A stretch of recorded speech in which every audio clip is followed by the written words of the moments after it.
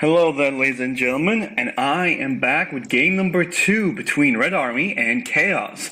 As always, the map is fucking Lagoon, but we are gonna open with another pink Chaos as our XAOC on the bottom, and a Cyan, or Cayenne, what's his name, Red Army on the top as the USA. We're gonna see a stand opener from both players, and I had to actually watch the replay one time to actually at least fast forward through it to see if this was the same replay as last time, because they didn't really name the replays in proper order. They're just a bunch of numbers, and I don't know. I had to rewatch just to be sure. Now for the bottom player, we see that at least now the War Factory positioning is different. And we see a drone hive opener from the left again, but this time it's not so forward as the bunker did. Not so forward like next to the bunker, but it's behind the bunker. It's still in range of the bunker if there is anti-tank troops involved. And this observation man is not getting disguised. Another worker on the right, but this time he's not building a barracks for quick tunneling. But this recon drone does get gunned down by the technical. It always bothers me how fragile those things are. Like, not because of gameplay, mind you. It's just that, why would you ever make a drone that fragile? I don't know, like, that's just a bitch of gunfire from a freaking, Jeep with a machine gun on the back. It's pretty fragile. And we have a Tovi come out and try to hit this worker, but, missile-based infantry is not going to be really amazing. Wait, is this the same game? This is very familiar right now. No, it's not, because the other Humvee doesn't come to its aid, right? No, it's not the same game. But the Humvee does go down. He did not take the salvage, which is a waste. And unlike in Zero Hour, we don't really smile upon those who do scaffolds to deny salvage, honestly. And we're looking around, these 4 technicals, looking around for easy picking targets. And all we're going to see is the Crusader just being beefy and slow, going around. So currently, he has nothing to actually, kill. He triggered that drone hive defense spawning out. And we see the Crusader trying to catch up on him. In the meantime, we can check the money. Chaos at 3.1k, meanwhile Red Army is at 1k. He does have the first Viper out, which will try to engage and follow these technicals, but I don't think they're going to pursue because of this Dushka nest right in the forward. That's really a forward Dushka nest. We see 2 more technicals with their weakened ally here. And we're going to see Chaos trying to expand to the middle. He did already capture this oil well, so he got the 250 bonus. But this one is not captured. As you can see, there's some oil bearers on it. We're gonna see Red Army go to its quick drone control center, which is still, in my opinion, the better choice. Like detention center, it doesn't do that. The upgrades are really not amazing. Okay, now we see Dushka nest getting a few hits to the Humvees, and then the Crusader needs to take the hits, but instead, I think Chaos is microing this. So right now, the rebels are going back as their brother on the Dushka, the other rebel on the Dushka, is gunned down. He will rise again, hopefully. But no, the Dushka destroyed and the hole is left, and we have shield protocol initiated. The recon drone in the middle, going right in front of the rebels to get shot and killed. I guess he was a suicidal bot, not a recon bot. I think the lore name was Oracle Drones? Yeah. Now, just because we're playing a 1.87 public testing build 1.8, we actually have a new drone in the game. It's the supply drone, but I want to call it the rover drone. So if you hear it in my replays, that's what I'm going to call the name, and that's what it should be. And we see the first buggy come out. One thing about the players is that they don't capture this observation tower. It actually does allow oh wow, that's a lot of vision, by the way. What is giving that much vision to him? Anyways, it does give you vision of the enemy's base, like at least one flank. Like he should be able to see this bit if he just spends 65 bucks or 75 bucks on a rebel and put it inside this. And we see the middle getting heavily fortified by these Stingers and Dushkas. Luckily, the Stinger side has been nerfed in recent updates, but the fortification upgrade for the tunnels has been buffed with a nice cannon as well. So it's a nice trade-off. The Stinger side is not now anti-everything, and it now doesn't insta-kill infantry, thank God. And we're going to see the first Widowmaker come out. I may call this a Raptor, but that's because, it was just a cosmetic change, and the F-22s are coming back in 2.0 for General Griffin.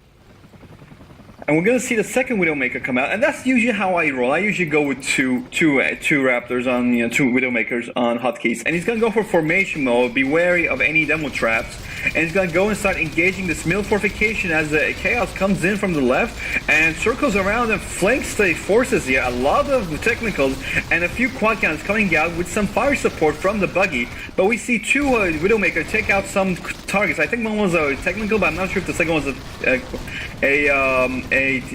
quad or not. And the repair drone actually body blocks the Humvee, and it gets gunned down, and all the salvage is taken away. We see a fully upgraded and fully salvaged technical. Now, let me be clear, people. This thing is the free, no GP equivalent of a rank 3 Marauder. This thing can kill a power plant of the US like in around 10 seconds, and you can't really stop that thing. The only hope you have against it is something like artillery, defenses, or jets, or aircraft in general. But those things can deal so much damage, and that's why they were so effective in 0 hour. The reason why they're not so amazing... Oh, we have tier 2 by Red Army, by the way. The reason why they're not so amazing in Rise of Reds is because we have much more easy to access and effective aircraft. And we see an airfield full of Widowmakers right now. That is a big investment. On the other hand, we see this oil still not captured by either player, but this oil derrick is still pumping a good amount of money. So, if I had to guess, there's 3.5 supplies, because one oil is almost half a supply. We have 3.5 supplies for Chaos, and we have 2 supplies for Red Army, which is bringing in the Widowmakers again. Probably going to engage the buggies. Does manage to get one out, and something is detecting this Burton right now. Oh, it is the observation around right there, and he walks up into the demo trap. Oh man, he had no chance of seeing that. That's just silly. Okay, now we see another supply open in the right flank. He's going to try to start collecting from this, but he only has 1 work, while you should have 5, ideally. And with this added range, this added distance, I would have to say that he needs around 3 more. I don't see any distinct upgrades for either player right now. And I think only the drone upgrades are added. Yeah, drone weapons, drone armor, and I think drone workshop is also a thing. Does he have the sign? No, he doesn't. If you get drone workshop, you get like this special sign here. And I saw some countermeasures getting used. So is there any Ural trucks? No, just Stinger sights. It is always better to prefer Ural trucks over Stinger sights unless you're facing Tomahawk bombardment from a US player, because Urals are quite good at engaging aircraft. Well, not so good against countermeasures maybe, because they do have a chance of just hitting the countermeasures. But for the Stingers, they're the only thing in the GI arsenal that can engage cruise missiles or ballistic missiles altogether. And we still don't see any battle plan from the Strike Center, just a protocol, and that was shield protocol from the drone center. It's blue too.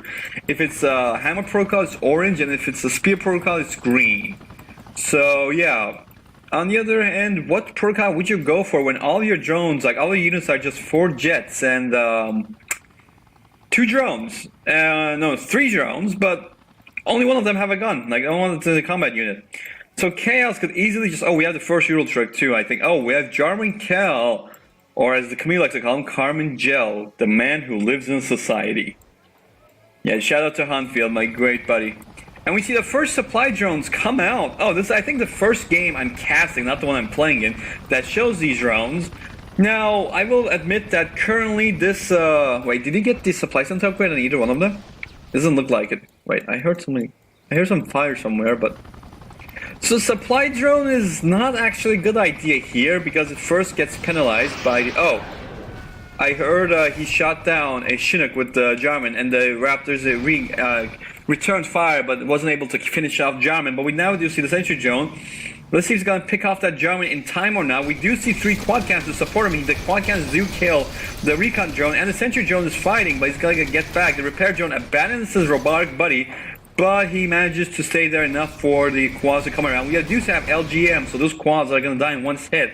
But as I was saying, the supply drones are usually a good idea when you're collecting from the middle, like this area or this area, and the guy's just like, hey, USA, hey, here's a Ural truck. All your Ospreys and Chinooks are dead. You know, when you can't have your airspace protected, even with Cyclops, this is especially a problem against Russia. You go for the supply drones, or generally the Chinooks are a better choice. And he does have that the Chinook resupply zone, which does allow him to get We just allow him. Oh wait, what's this? Terrorists coming in. Okay, and a partisan stinger. That's an interesting combo. We just allow him to get a 900 chunk of money every 1 minute. It is an untargetable object that comes in and drops the money off. It's like a resupply zone. And in this case, we see 2 terrorists trying to attack and not $500. Yeah, that was not a nice trade. Like you traded $800 for $500 building, and you got $100 back. So you're still in a loss, man. You're at least $200 in loss, and you lost a third guy, so that's 1.2k to kill a $500 barracks. Waste.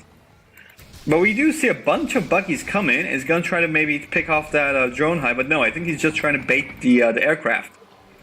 Let's see. We do see some 3 frontline quad cannons. Is this one moving wonky? No, it's not. Okay, never mind. I do enjoy that some of the secret booby demo traps around. The quad cannons do get picked off. Well, at least one of them gets picked off by the LGM Raptors, but the other 2, his hitbox hits the oil well. So I guess the oil well is now public enemy. And we see the Ural truck. It hits the countermeasure, not the Osprey. And we see a bunch of units get clamped up and gonna get shot down by the Viper goes down by the Ural. And on the other hand, the single Humvee with the Sentry Drone has no chance against this big blob. Yeah, Chaos did not move in time, and he didn't really do anything that was really opposed, like, actually put him back in the game. But there is a lot of supply drop zones, so I do think that Red Army could be surviving this, but he calls it GG, I think a bit too soon. But Chaos was out-ecoing him, wow, by at least 30k, like something give or take 30k. Alright, well, now that that's over, we can start the next game.